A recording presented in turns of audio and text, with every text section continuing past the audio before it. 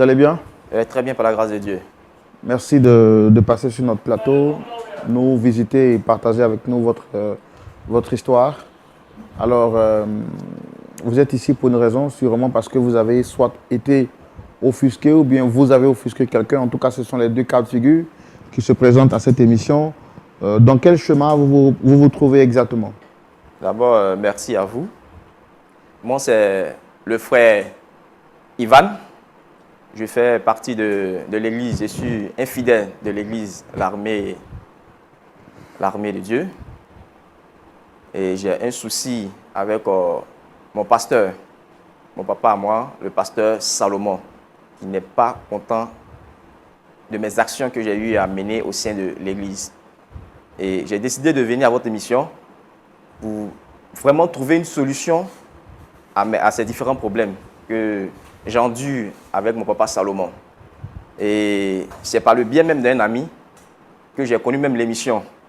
Et je suis allé sur les réseaux sociaux, j'ai tapé point d'accord. Et j'ai quand même suivi les émissions qui sont déjà passées. Et vraiment, je dis vraiment merci pour cette émission parce que vous trouvez à chaque fois des solutions, vous trouvez des solutions à des problèmes. Je dis, mais pourquoi pas moi? Et voilà pourquoi je suis venu aujourd'hui à cette émission, pour vous faire part de ce que j'endure et trouver aussi des solutions par la grâce de Dieu. D'accord, il n'y a pas de souci. Donc, nous sommes contents de vous recevoir ici. Notre plus grand souhait, c'est de vous voir répartis ici avec la joie au cœur, surtout que les soucis ou bien les problèmes que vous nous exposez ne sont pas faciles. Déjà, braver le public, braver les caméras et venir s'exposer publiquement pour parler du tort qu'on a fait à quelqu'un, c'est déjà beaucoup courageux. Déjà, donc, je tiens à vous dire félicitations et puis vous encourager dans cette lignée-là. Se passe réellement, quel est le problème que vous avez? D'accord, merci. Et comme je l'avais signifié au début, moi c'est le frère Ivan, l'un des fidèles de l'église l'Armée Céleste. Pour commencer, je suis d'abord issu d'une famille, ou du moins j'étais issu d'une famille vraiment aisée. Et j'étais le chouchou, j'étais l'enfant unique, donc le chouchou de mes parents. J'étais vraiment, vraiment, vraiment gâté et je ne connaissais pas en ce temps ce que c'est la galère. Je ne connaissais pas ce que c'est la misère. Jusqu'à ce que j'arrive en classe de terminale. Et en classe de terminale, je peux dire en terminale, j'ai quand même joué avec mes études parce que maman a l'argent, papa a l'argent, donc c'était les sorties par-ci, par-là. Et l'année qui a suivi, hélas, j'ai perdu mes parents. Et en ce moment, je me suis réveillé de mon sommeil parce que j'avais plus de soutien. J'avais du mal à subvenir à mes besoins. C'était compliqué à l'école. Je n'arrivais pas à payer mes études. Et il y avait ma fille qui était là. Difficile de nourrir ma fille. Et voilà comment un ami m'a parlé du pasteur Salomon, mon papa à moi. Et voilà comment un dimanche, je suis allé au culte. Et après le culte, j'ai demandé à rencontrer mon papa, le pasteur Salomon. Et je l'ai rencontré. Et pendant notre échange, je lui ai fait part des difficultés que je traversais. Et il m'a dit, mon fils, tu es bienvenu dans la maison de Dieu. Dieu n'abandonne jamais ses enfants. Je vais te recevoir. Et voilà comment papa Salomon a permis que je puisse dormir à l'église. Et ma fille même dormait chez lui à la maison. Puisque ma fille ne pouvait pas dormir à l'église. Donc ma fille dormait chez papa Salomon et moi je dormais à l'église. Et papa Salomon payait même mes études. Et également aussi les études de ma fille. Il me donnait à manger, il me donnait un peu d'argent de poche. Il faisait tout ce qu'il fallait faire pour moi. Et par la grâce de Dieu, prière sur prière, j'ai pu obtenir mon bac. Et après le bac, j'étais à l'université. Par la grâce de Dieu toujours, et par la prière, j'ai pu quand même obtenir tout ce qui est comme diplôme. Et à la suite de mes diplômes, le pasteur Salomon m'a confié à l'un des membres de l'église de l'Armée Céleste, qui était responsable d'une entreprise de la place. Et voilà comment j'ai commencé en tant que stagiaire au sein de l'entreprise. Et à la suite, à la fin du stage, j'ai été embauché. Et Dieu m'a fait grâce que je puisse quand même avoir quelque chose financièrement. Et avec cet argent-là, j'ai pu quand même finaliser, terminer l'église que le pasteur Salomon avait commencé à construire. Et Dieu me faisait toujours grâce. Et toujours par la prière. Parce qu'avec la prière ouvre de véritables portes. Avec la prière, Dieu m'a fait grâce. J'avais des opportunités, il y avait des contrats par-ci, par-là. Et à la suite, j'ai vu le pasteur Salomon. J'ai pris des conseils avec lui en disant « Ah papa, je veux avoir ma propre entreprise. » Il m'a béni dans ce sens. Il dit « Il n'y a pas de souci. Il m'accompagne dans tous mes désirs. Tant que Dieu est au devant. » Et voilà comment j'ai quitté l'entreprise et j'avais moi-même ma propre entreprise à moi. Dieu me faisait toujours grâce. Et après, j'effectuais des voyages en Europe. J'étais tout le temps parti. États-Unis, Europe, tout ça, j'étais tout le temps parti. Et lorsque je suis revenu en Côte d'Ivoire, j'ai même acheté un véhicule pour le pasteur Salomon. Il dit, papa, voilà un véhicule pour tes différentes missions. Puisqu'à chaque fois, quand tu dois te déplacer, tu es obligé d'emprunter un taxi ou bien tu es obligé d'emprunter le car. Voilà comment j'ai décidé d'offrir, acheter un véhicule à mon papa. Et à la suite de ça,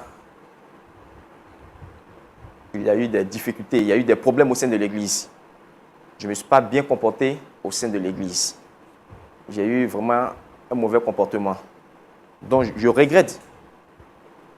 C'est vrai que je suis en train de parler, mais je parle avec beaucoup de regrets. Je perds même mes mots. Parce que ce que j'ai commis là, c'est honteux. Je reconnais l'acte que j'ai fait. Ce n'est pas digne pour un enfant se faire appeler enfant de Dieu et puis avoir ce genre de comportement-là. Je regrette amèrement. Et à cause de ces mauvais actes, j'ai été sanctionné par mon papa. Et j'ai dû même quitter l'église. Et après avoir quitté l'église, j'ai quitté l'église, ça fait pratiquement plus de 2 ans. Et malgré ça, mais quand j'ai quitté l'église, ma situation, ça allait. Ma situation, ça allait. Mais arrivé un moment, tout est bloqué à mon niveau. Succession de problèmes, succession de problèmes, succession de problèmes, je ne comprenais plus rien. J'avais même envoyé 3 de mes employés en mission qui ont fait un accident et les 3 sont morts. Et c'était dans une période où financièrement c'était un peu compliqué. Mais je me suis battu pour pouvoir faire les funérailles de mes 3 employés parce qu'il fallait le faire. Il y avait un souci au niveau de mon entreprise. J'étais même obligé d'aller prendre un prêt à la banque pour pouvoir relever l'entreprise. Mais ça n'a pas été le cas. Au finish, l'entreprise est tombée. Et me voilà avec une dette sur ma tête. Et mon épouse, avec qui je suis, a décidé de me laisser, a décidé de me quitter parce que je n'avais plus rien. Et j'étais obligé de me diriger vers... Lorsque j'ai quitté mon papa Salomon, j'ai fait la rencontre d'un autre pasteur, pasteur Gabriel, que je salue de passage. J'ai rencontré pasteur Gabriel pour dire « Ah papa, voilà la situation qui m'arrive ces 2 derniers jours. » Et le pasteur Gabriel m'a donné des moments de jeûne et prière. Il m'a même accompagné même dans ces moments-là. Et le pasteur Gabriel pensait que c'était peut-être des attaques. C'était la sorcellerie, c'était peut-être quelqu'un de ma famille qui voulait me faire du mal. Mais malgré ces prières, ces jeûnes que j'ai eu à faire, ma situation était toujours mauvaise. Il n'y avait pas une bonne situation. Je ne comprenais plus rien. Jusqu'à ce que mon papa Gabriel m'appelle et dit « Mon fils, qu'est-ce que tu as fait ?» Il dit « Papa, je n'ai rien fait. » Il dit « Dis-moi la vérité. » Il dit « Papa, je n'ai rien fait. » Il dit « Mais tu as commis quelque chose de mauvais à quelqu'un qui t'a tendu la main. Cherche à te repentir. Tu as humilié cette personne-là. Dis-moi toute la vérité. » Il dit « Papa, je ne sais pas qui j'ai humilié. » Puisque c'est une histoire qui date, l'histoire que j'ai eue dans mon église, c'est une histoire qui datait de plus de 2 ans. Donc je ne pouvais pas imaginer sur l'instant que ça pouvait... Il y a du mal, j'ai mal. J'arrive même pas à me défendre parce que ce que j'ai eu à faire, c'est honteux. C'est vraiment honteux. Je ne savais pas que ça allait retomber sur moi. Je ne pouvais pas penser un seul instant, puisque c'est une histoire qui date de plus de 2 ans. J'avais même oublié même mon papa Salomon même. Il dit, tu as humilié ce monsieur-là. Je ne le connais pas, mais tu l'as humilié. Ce monsieur-là t'a tendu la main. Tu l'as humilié en public. Il faut te repentir. Tu as besoin d'une repentance. Demande-lui pardon en public. Et voilà comment le pasteur Gabriel m'a recommandé que je vienne à LMTV expliquer mon problème. Et puis voir dans quelle mesure demander pardon à mon pasteur Salomon afin qu'il puisse me pardonner véritablement. Parce que j'ai vraiment fauté. J'ai vraiment fauté. Voilà le pourquoi de ma présence à votre émission. D'accord. Donc, si je comprends bien, vous êtes là pour demander pardon à votre pasteur. Effectivement. À qui vous avez fait du mal. Fait du mal. D'accord. On va recevoir donc le pasteur Salomon. Il dit qu'il a été, et puis en face de moi, vous avez un frère, sûrement que vous reconnaîtrez, qui est venu sur ce plateau parce qu'il voudrait échanger avec vous. Je sais que tout à l'heure, vous auriez à donner votre point de vue, lui également. Mais avant, je voudrais marquer... Je reconnais. D'accord. Quels sont vos rapports? Ce monsieur, je n'ai même pas envie de le regarder. Nous ne tenons pas de bons rapports, je ne pense pas. Faites l'effort de parler dans le micro parce que j'ai du mal à vous entendre. Nous n'entretenons pas de bons rapports et je n'ai même pas envie de le voir juste assis devant moi. Et pourquoi? Parce que j'ai eu une situation avec lui. J'ai eu beaucoup de problèmes avec lui. Et ces problèmes font maintenant 2 ans que ces problèmes existent entre nous. Ce monsieur que voici est un être vraiment, vraiment abominable. C'est un être qui n'a pas de cœur. Voilà. Comme je dirais, je suis le pasteur Salomon, premier responsable de l'église La Messe Céleste. Voilà, j'ai été invité à cette émission. Voilà, je suis né d'une famille pauvre. Après le décès de mon père, il y a ma mère qui était gravement malade et on a décidé de l'envoyer à l'hôpital. Les pasteurs n'ont pas accepté qu'on l'envoie à l'hôpital, mais qu'on l'envoie plutôt à l'église. Et quand on l'a envoyé, le pasteur de l'église a prié pour elle. Elle s'est rétablie. Et après cela, elle a décidé de donner sa vie, voilà, de donner sa vie à Dieu. Et depuis lors où elle a commencé à mettre pied à l'église, je la suivais souvent, je participais aussi à des cultes.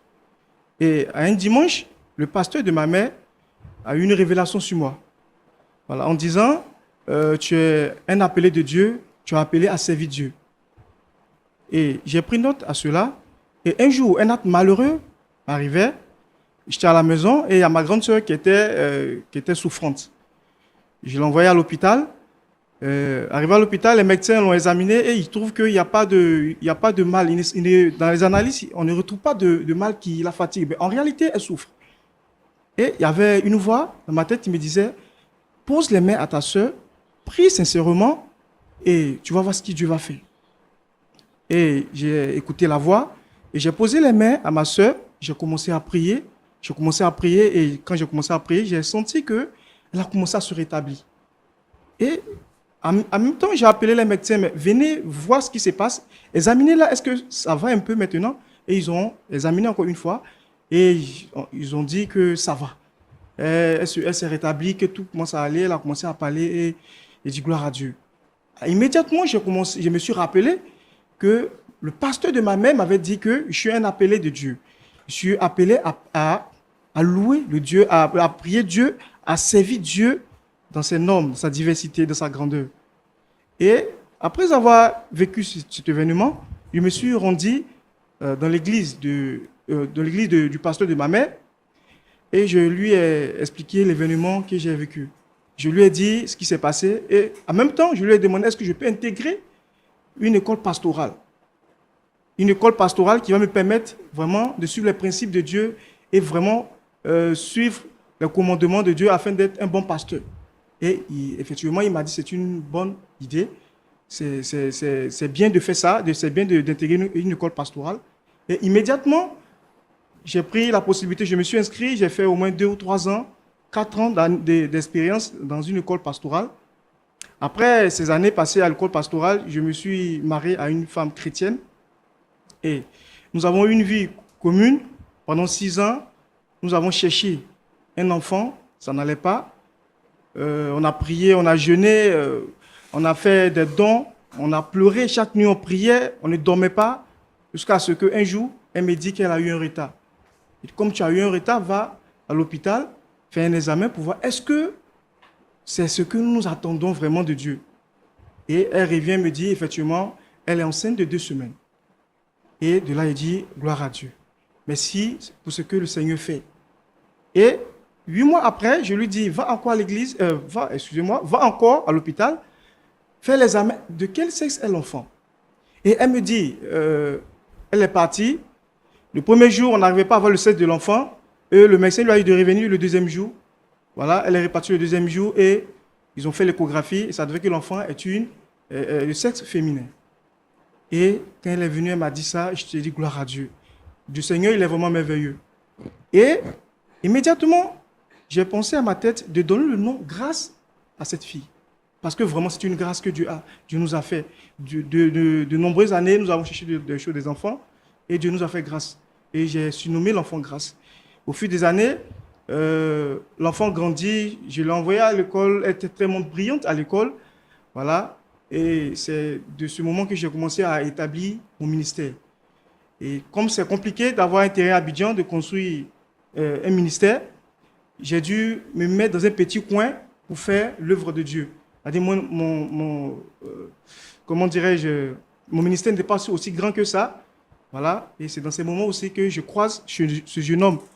Ce jeune homme que vous voyez là a été mon ex-fidèle. Voilà. Comment dirais-je, il s'appelle M. Ivan. Je l'ai croisé quand il était en terminale. Ce monsieur que vous voyez n'est pas un être vraiment à fréquenter. Je l'ai croisé quand il était en terminale où il a perdu ses parents. Quand je l'ai croisé, il n'avait rien et il était même accompagné de sa fille qu'il a eue avec une fille. Et il était une fois venu dans mon église et il m'a dit qu'il vient de perdre ses parents, qu'il n'avait pas un coin où dormir. Et vraiment, quand il m'a expliqué son histoire, j'avais des frissons. Ça me dépassait. Bon, je lui ai dit, bon, comme c'est ainsi, ta situation est compliquée, dors dans l'église. À chaque moment, si tu as un problème, tu m'avises. Si je peux t'aider, je t'aide. Et c'est en cela que sa première année, comment dirais-je, de la classe de terminale, alors ça n'allait pas, j'ai payé sa scolarité. Au premier trimestre, une fois même, ils l'ont chassé parce qu'il n'a pas payé la scolarité de 10 000 francs. Il m'a appelé puisque j'étais à l'intérieur. Je lui ai fait un dépôt, il a payé, il a continué les cours. Nous avons prié Dieu, nous avons pris les moments de jeûne pour son baccalauréat, ça a marché. Et au-delà de ça, Dieu lui a fait grâce encore. Il a eu son inscription, il a fait son inscription et ça devait qu'il a été orienté à l'université. Et quand il a été orienté, après ça, son inscription à l'université, c'était même moi encore. J'ai fait son inscription, premier trimestre, deuxième trimestre. 3 ans après sa licence, j'ai vu un ami qui lui a trouvé un débouché. Et au-delà de ça, sa vie a basculé du bon côté. Il a commencé à s'en sortir, il est devenu indépendant. Tout ce qu'il faisait marchait. Il avait une bonne notoriété. Et au-delà de ça, il arrivait qu'il faisait des comportements que je remarquais, mais je tolérais et je ne comprenais pas. Et une fois, il y a un fidèle qui m'a avisé, qui me disait que ton fidèle, ton bras droit, que tu connais, que tu as aidé, soit avec les fidèles de l'Église. Et j'ai pris la peine de demander à cette personne, à ce fidèle, 3 fois, qui me dit c'est vrai. Et je l'ai convoqué. Je lui ai demandé à ce qu'on s'assoie et on cause entre nous pour voir qu'est-ce qui ne va pas. Et effectivement, il est venu. En parlant, je lui ai demandé, mais j'ai entendu des échos en disant que tu sois avec les fidèles de l'Église. C'est vrai. Et il a commencé à totalement nier. Il me dit carrément que c'est faux, ce sont des mépris, ce sont des mensonges, ce sont des ragots. Et j'ai rien dit, j'ai accepté comme ça, mais j'avais un œil sur lui. Et quand j'avais eu l'œil sur lui, 2 jours après, il allait plus loin en enceintant une fidèle. Et il a même dit à cette fidèle de dire que l'auteur de cette grossesse, c'est le pasteur. Et ce monsieur, il n'est pas vraiment à fréquenter. Ce monsieur que vous voyez là, c'est un être abominable. Un être, vraiment, il ne sait pas comment, de quelle espèce je peux le qualifier, mais il n'est pas bien. Et il ne s'arrête pas là. Ils sont avec ma fille unique, celle à qui j'ai mis tout mon espoir.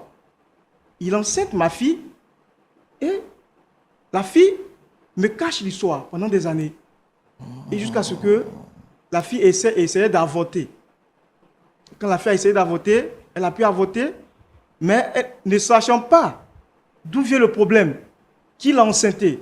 Et une fois, elle était attristée, je lui ai demandé, mais qu'est-ce qui ne va pas? Parce que je la connaissais dans ses comportements. Et elle m'a avoué le problème que ce monsieur qui est là l'avait enceintée et avait caché l'histoire, lui avait dit de cacher l'histoire, mais là où elle est une fille d'un pasteur. Il y a des choses qu'elle ne se permet pas, donc elle a voulu m'avouer. Et même, j'ai appelé encore ce monsieur que vous voyez là, pour lui dire, est-ce que tu es vraiment l'auteur de la grossesse que ma fille a avortée? Il nie encore que ce n'est pas lui qui est l'auteur de cette grossesse. Et c'est ainsi de suite. Ce monsieur, je ne dis pas non qu'il a beaucoup fait pour mon église. Après qu'il est parti en Europe, qu'il est revenu, il m'a acheté une voiture qui me permettait d'aller dans les démarches de l'église rapidement. Il a changé les chaises de l'église, il a refait le toit. Vraiment, je le remercie pour ce qu'il a fait. Il a beaucoup fait pour l'église. J'ai aimé le comportement positif qu'il avait eu envers l'église, la reconnaissance qu'il a eue au dépit de ce que j'ai fait, mais le comportement qu'il a eu au-delà de tout ce qu'il a fait, tout ce qui est négatif, les actes qu'il a posés, vraiment m'ont beaucoup touché. Et il est allé plus loin en disant à ma femme que le pouvoir que j'ai pour prier à l'église est un pouvoir mystique. Que je partais consulter les marabouts au Ghana, ce qui me permettait d'avoir un pouvoir et de guérir les gens quand il le faut. Et mes fidèles ont commencé à se rebeller contre moi. Ce qui m'a vraiment dépassé. J'étais vraiment dans un chaos où je ne m'imaginais plus être un pasteur. J'étais vraiment vilipendé. Ça me critiquait par le dos, ça me critiquait par devant. Et j'ai pris des moments de jeûne, histoire de me retirer un peu de l'église et puis quand même voir comment spirituellement me rétablir avant de reprendre position face à mes fidèles. Ce monsieur a été l'unique personne qui a détruit la fille que j'aimais, ma seule fille unique. C'est parce que c'est une émission, sinon j'allais lui donner une paire de gifles, ce monsieur. C'est un être abominable, ce n'est pas un être à fréquenter. Ce monsieur que vous voyez là. Voici l'histoire qui m'est arrivée et la situation que je vis pendant 3 mois. Qu'en est-il de votre fille et de votre église? Bon, ma fille, elle s'est suicidée. Parce qu'elle ne pouvait pas supporter les on-dit et les moqueries dans l'église, puisque c'est l'enfant d'un pasteur. Et quand on dit, une fille qui sort avec tout le monde qui ne connaît même pas l'enfant, le père de son enfant jusqu'à la vôtre, tellement que c'était plus fort qu'elle, elle s'est suicidée. Ce qui m'a vraiment fait mal. Je n'ai pas envie d'aller loin dans tout ceci. Mais ce monsieur n'est pas un être à vivre. Mon église, jusqu'à présent, je n'ai pas encore mis pied. Parce que je me stabilise spirituellement avant de y mettre pied. Et vous n'avez pas encore mis pied dans l'église, c'est-à-dire? Je ne me suis pas encore présenté concrètement à mes fidèles pour leur dire vraiment que ce que ce monsieur a fait n'est pas quelque chose que je n'ai pas fait. Je ne peux pas quand même leur prouver, puisque je n'ai pas de preuves réellement pour de leur dire que ce monsieur est en train de mentir, en train de salir mon église. Il a été reconnaissant. Pourquoi vous aimez trop l'expression mon église, mon église? C'est votre église ou c'est l'église du Seigneur? Bon, c'est l'église du Seigneur, excusez-moi pour le terme, c'est dit mon église. Bon, il a sali l'église du Seigneur, si vous voulez. Et jusqu'à présent, ce monsieur, je ne peux pas accepter son pardon. Qu'en est-il de votre femme? Ok, excusez-moi pour cette étape que j'ai oubliée. Ma femme m'a quitté parce qu'elle a appris que j'utilise des pouvoirs mystiques inventés, certes, par ce monsieur, pour bâtir mon église. Après avoir reçu cette information, elle a divorcé et elle est partie. Et je pense que ce monsieur a détruit presque toute ma vie et tout ce que j'ai construit. Pourquoi depuis lors vous avez décidé de ne pas vous présenter à l'église? Parce que je pense que presque tous mes fidèles ont cru à ce que ce monsieur a fait. Ils ont cru à ce qu'il a dit. Et mes fidèles même n'arrivent même pas, à un tel point, n'arrivent même pas à me regarder. D'autres même ne m'appellent même plus. L'église, je l'ai fermée. D'autres même ne m'appellent même plus pour me dire, mais pasteur, pourquoi ne vous pas à l'église? Pourquoi il n'y a plus de culte? J'étais dépassé. Et je prie sincèrement pour que Dieu puisse me conduire, puisse me donner la force réelle, vraiment, de reconquérir son ministère que j'ai commencé à bâtir. Et plus qu'il m'a humilié devant mes fidèles, vraiment, je ne sais comment le pardonner jusqu'à présent. Aujourd'hui, on va lui donner la parole pour s'exprimer. Ok. Merci le frère Roland. Papa Salomon, je ne cherche pas à me justifier. Je n'ai que le pardon à mes lèvres. Voilà, c'est vrai qu'il y a beaucoup de choses qui ont été dites. On ne veut pas tout rentrer dans les détails. Voilà, vous avez dit que c'est moi qui ai enceinté votre fille. Je ne veux pas enfoncer. Est-ce que c'est vous qui l'avez fait, oui ou non? C'est lui qui l'a fait. C'est lui qui l'a fait, qui ne veut pas avouer. Non, je reconnais avoir des rapports avec elle, mais la grossesse ne vient pas de moi. La grossesse ne vient pas de moi parce qu'elle entretenait aussi une relation avec quelqu'un d'autre, à part moi. Voilà, elle entretenait une relation avec quelqu'un d'autre. Et qu'est-ce qui vous donne la preuve que vous n'étiez pas l'auteur de la grossesse? Bon, c'est un peu humiliant d'expliquer l'acte. Mais à chaque fois, je lui demandais si elle était dans sa période de fécondité. Elle me disait non, qu'elle n'est pas dans sa période de fécondité. Sinon, je reconnais que je ne me préservais pas. Mais je lui demandais si elle était dans sa période de fécondité. Elle me dit qu'elle n'est pas dans sa période de fécondité. Bon, tu me dis que tu n'es pas dans ta période de fécondité, mais comment tu peux contracter une grossesse? Et voilà pourquoi, lorsqu'elle est venue vers moi pour me dire qu'elle est enceinte de moi, j'ai refusé la grossesse parce que je dis que la grossesse ne vient pas de moi puisque tu flirtes avec quelqu'un d'autre.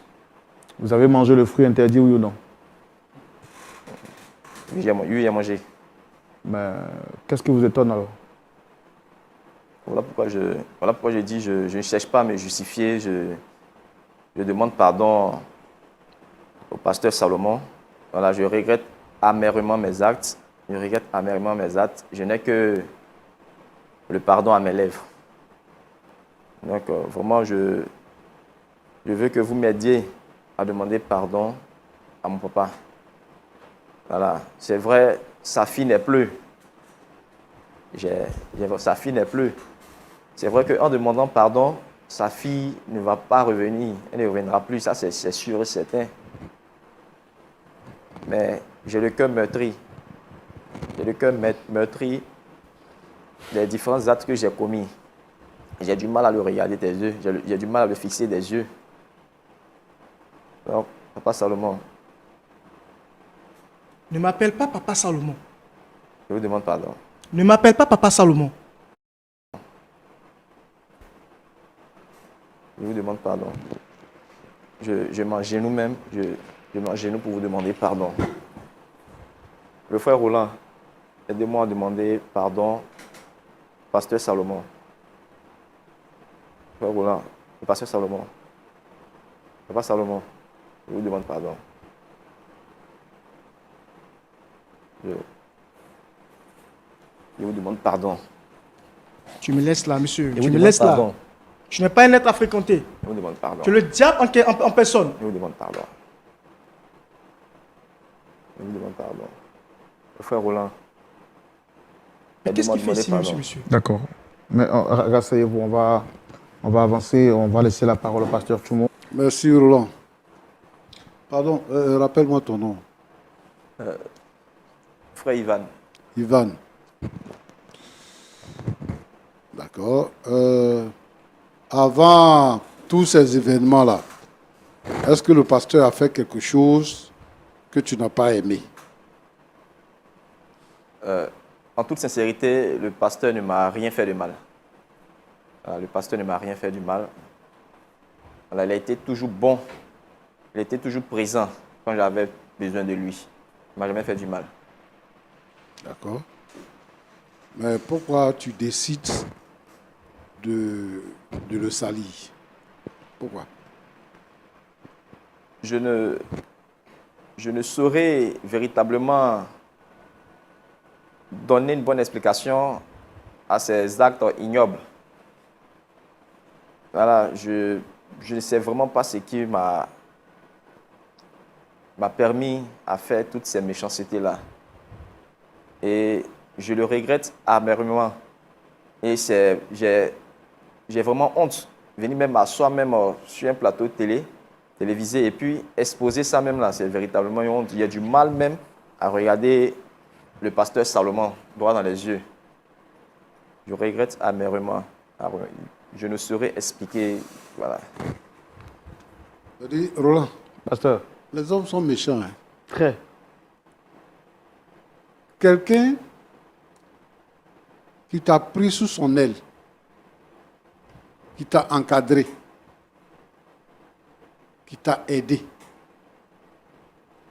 pour le récompenser, tu répands des rumeurs. Si tu t'arrêtais là, c'était bon. Tu vas engrosser sa fille et elle meurt. Il a dit que c'est sa fille unique. Alors, ça dit que, comme on a dit que le pardon existe, On peut faire n'importe quoi. vous faites ce que vous voulez et puis vous venez demander pardon. Ruiner la vie de quelqu'un, détruire la vie de quelqu'un. Aujourd'hui, là, ce qui faisait de lui pasteur Salomon, là, ça n'existe plus. Sa fille est morte, son épouse est partie, l'église est fermée. Qu'est-ce que tu penses faire pour reconstruire la vie du pasteur Salomon? En dehors du pardon que tu demandes là, c'est quoi tu comptes faire encore? Je compte de façon publique, dire toute la vérité. Que tout ce qui a été dit de mauvais chez le pasteur Salomon, c'est quelque chose, ce sont des imaginations. Ce sont des choses qui ne sont pas vraies. J'ai menti sur le pasteur. Et je suis prêt à le faire publiquement. Même m'arrêter sur les différents carrefours avec un micro et dire haut et fort que le pasteur Salomon n'est pour rien. Tout ce qui arrive est de ma faute. D'accord. Maintenant, moi, en fait, je ne suis pas satisfait. Tu n'as pas eu de problème avec lui. Il n'y a rien eu entre vous. Et puis, tu as répandu des mensonges sur sa vie. Maintenant, là, pourquoi, qu'est-ce qui t'amène à venir reconnaître tes fautes et à les confesser? Qu'est-ce qui t'amène? Qu'est-ce qui t'amène? Qu'est-ce qui fait ça? Pourquoi? Parce que tu pouvais laisser, tu as fait, bon, c'est fini. Tu voulais gâter sa vie, tu as gâté, c'est fini. Au fait, rien ne va dans ma vie. Mon entreprise est fermée. J'ai tout perdu. Ma femme m'a abandonné. Je n'ai plus rien. Même si je dois mourir, je préfère mourir en demandant pardon à celui à qui j'ai fait du mal. Tu as vu, non? Ce qui t'arrive maintenant, là, c'est ça que tu lui as fait. Donc, ailleurs, on dit c'est le karma. Nous, on dit c'est retour à l'envoyeur. Tu vois? Maintenant, tu penses que la clé de ton succès, là, ça est dans ses mains. C'est pour ça que tu viens pour demander pardon. Sinon, si ton entreprise n'est pas fermée, si tout allait bien dans ta vie, là, tu ne serais pas venu pour demander pardon. Et quand ça va passer et que tout va aller bien encore, tu vas chercher une autre chose à faire. Non. C'est ça? Jamais. Non. Il faut te repentir. C'est vrai, on va demander pardon au pasteur, Mais toi-même, là, il faut te repentir. Se repentir, là, premièrement, c'est de reconnaître sa faute, de la confesser et de l'abandonner. De ne plus refaire ça. Ni avec lui, ni avec quelqu'un d'autre encore. Il faut te repentir, il faut changer. Ce n'est pas une bonne manière. Ok. Pasteur Salomon. Oui. Bon, chez nous en Côte d'Ivoire, on dit Yako. Vraiment, je ne sais pas comment est-ce que je peux qualifier ce qui s'est passé là, ce qui t'arrive et tout ça. Je ne sais pas comment qualifier ça. Mais tu es un homme de Dieu. Et un homme de Dieu, là, il passe par des moments difficiles. Il passe par des moments difficiles parce que le fait de servir Dieu même, c'est un combat avec le diable. Puisque ce que tu fais, c'est que tu annules les œuvres du diable. Quand lui, quand le diable séduit les gens pour les entraîner en enfer, toi, tu brises le pouvoir du diable, délivrer les âmes perdues pour les ramener au ciel auprès de Dieu. Et le diable va t'attaquer fortement. Ce qui est arrivé là, c'est une épreuve. Et c'est un pan du combat spirituel. Tu ne peux pas te laisser vaincre. Tu ne peux pas te laisser écraser par ce qui est arrivé. Si un méchant fait sa méchanceté, Dieu va le punir. Il va payer pour sa méchanceté. Si le juste décide de devenir méchant, il sera méchant et Dieu va le punir. Alors moi, ce que je te demande aujourd'hui, c'est que c'est vrai, on donne un visage à ce qui s'est passé dans ta vie, mais je veux dire que ça a les origines lointaines. Donc, il faut pardonner à Ivan, il faut abandonner tout ça. Et puis, il faut reprendre le travail du Seigneur. Si c'est une église qui a été bâtie, déjà bâtie, il faut ouvrir à nouveau le temple. Il faut commencer à rendre visite à ceux qui ne viennent plus à l'église pour qu'ils puissent se revenir. Il faut aller derrière ta femme, il faut lui demander pardon, elle va revenir pour que ta vie reprenne. Alors, si tu accordes le pardon à Ivan, Dieu également va te faire miséricorde. Et tu verras que ce qui s'est passé avant là, ça sera du passé. Parce que Dieu va te combler et tu vas oublier même ce que tu as vécu, ce que tu vis. Que le Seigneur t'aide et que Dieu te bénisse. Amen. Roland, Pasteur. je veux inviter ici les frères et les sœurs, les gens qui s'introduisent dans nos assemblées, qui ont des mauvaises actions. Et pour couvrir les mauvaises actions, qui se croient obligés de salir la vie des autres, de jeter le propre sur la vie des autres pour se détourner. Ce n'est pas la bonne manière. Si vous pensez que vous ne pouvez plus rester dans cette assemblée-là, quittez l'assemblée. Et ce que lui, il a fait là, il y a beaucoup de gens qui le font. Il y a beaucoup de gens qui le font. Et les gens qui ne connaissent pas la vérité vont accuser le pauvre pasteur, l'insulter, l'incriminer et détruire sa vie. Donc moi, je les invite à se repentir. Repentez-vous et convertissez-vous. Parce que le royaume de Dieu est proche. Amen. Que Dieu vous bénisse abondamment. Merci, pasteur. Alors, très cher monsieur, vous avez écouté le pasteur Choumou. Est-ce que vous avez quelque chose à dire?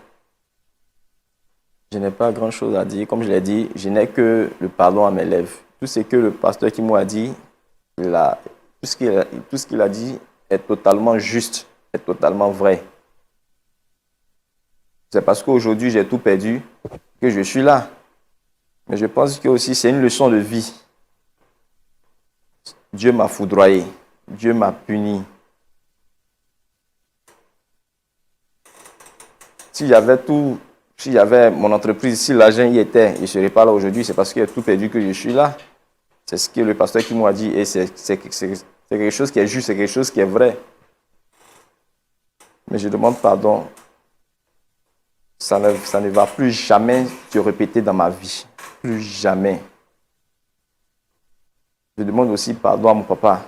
Je veux continuer à venir à l'église de Dieu, à son ministère. Je veux continuer à servir Dieu. Je veux qu'il m'accepte, qu'il ne me rejette pas. Ça ne va plus jamais se répéter. Papa Salomon, je demande pardon. Pasteur Salomon, vous avez entendu les propos de votre fils, de votre fidèle, mais également ceux du pasteur Tchoumou. Est-ce que vous avez quelque chose à dire avant qu'on ne termine par la prière? Ok, effectivement, j'ai quelque chose à dire. Après tout, Dieu a dit de pardonner comme lui-même il nous pardonne, quand nous commettons des péchés. Et tout ce que le Père a dit, j'ai écouté. Lui aussi, avec ses pleurs et son pardon, finalement, je pense lui pardonner tout ce qu'il m'a fait. Et le reprendre comme mon fils, comme avant, et reprendre tout à zéro. Est-ce que c'est un pardon qui est sincère? Est-ce que c'est pas parce que vous êtes à la télévision ou c'est parce que le pasteur Tchoumou a parlé ou bien vous le dites juste pour vous dédouaner? Est-ce que c'est quelque chose que vous ressentez réellement? Non.